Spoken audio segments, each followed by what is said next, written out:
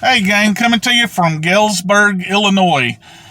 I've got a great video for you. The first part's going to be a little bit lighthearted, hope to be a little bit funny. It is a serious matter in a way, but stick around for the second part of the video because I do have something that I want to talk to everybody about that I think is really serious, and everybody needs to be aware of what's going on over the next several weeks. And I think it's really something we need to be serious about. But first of all, man, they've already got another cartoon character. It's like Who Framed Roger Rabbit up in here. Our cartoon characters are being picked off one by one, and they're not being killed or anything like that, but they're being fundamentally changed. This time they've done got ScoobyDoo. Just in time for Halloween, they've come out with the new ScoobyDoo movie. I don't know if you've seen any of the trailers or heard about this or not, but they have decided that in this new ScoobyDoo movie that they're going to make Daphne gay. It's crazy. Why are they messing with the threesome? Okay, ScoobyDoo is the Three's Company of cartoons. I mean, you've got Fred, Velma, Daphne. You had Jack, Janet, and Chrissy. Look, leave them alone. Leave them alone. We've already had Pepe Le Pew has gotten taken out by the Me Too movement. Elmer's had his guns taken away.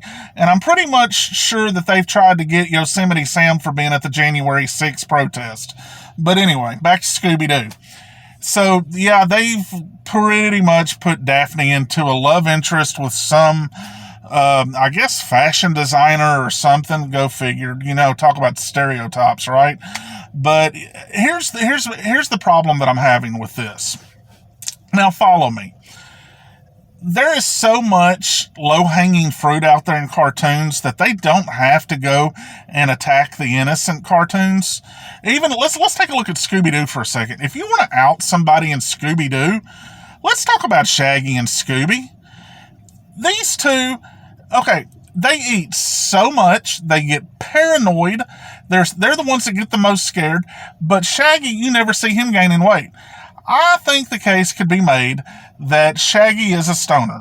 Okay? But, hey, to each his own. I mean, but if you want to go after something and tell us something we don't know, or the obvious, like I said, Scooby and Shaggy, there is some reason they're always paranoid, always hungry, never gain weight, and yeah, I think Shaggy's a stoner. But there's also other cartoons out there that such low-hanging fruit that, that they already have questionable lifestyles.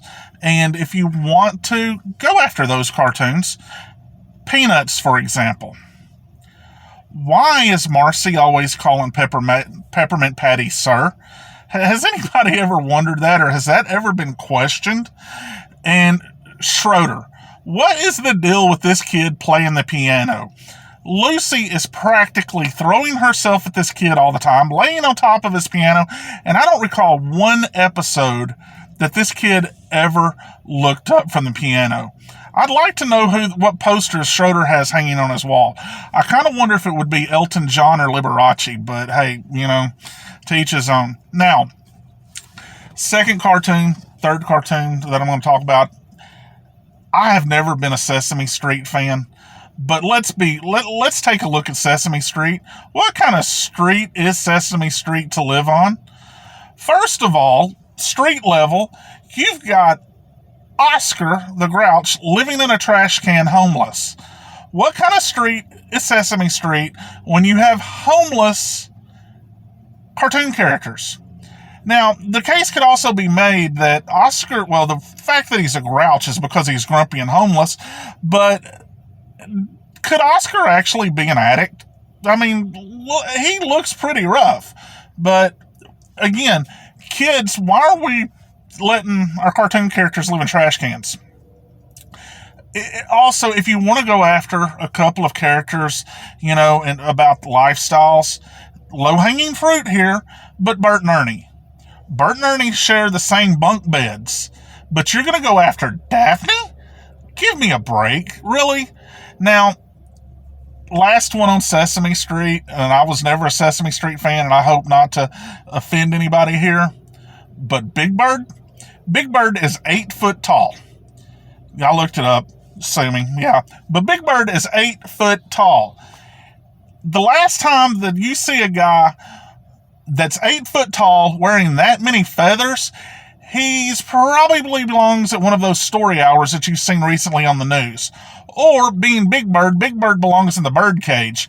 And I'm actually talking about the bird cage that was the movie with Robin Williams and Nathan Lane. But anyway, that many feathers and that big a guy? Okay, but I digress. Now, I'm going to switch gears a little bit, and I want to take this part serious. We have an election in 13 days.